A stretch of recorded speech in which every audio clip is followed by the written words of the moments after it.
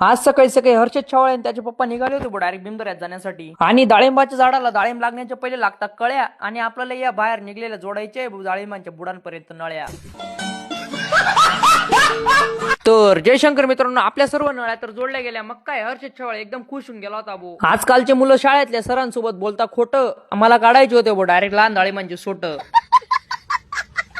बिंदुऱ्यातलं कामून गेलं, मग काय येऊन लागलो डायरेक्ट घरी. त्यानंतर मी तर डायरेक्ट मसाला दळायला निघून गेलो. म्हणजे मसाला तर आपला दळलेला आहे, पण त्याच्यात खोबरं मिक्स करायचंय म्हणून डायरेक्ट गिरणीमध्ये येऊन लागलो. हर्षद छावळेचं उभं राहून राहून दुखून आलं होतं कंबर, कारण की पापडा करायला बेकार लागलेले होते व बाहेर नंबर. फायनली दुखायचं बंदून गेलं होतं कंबर, कारण की आपलाच लागून गेला होता खोबरं दळायला नंबर.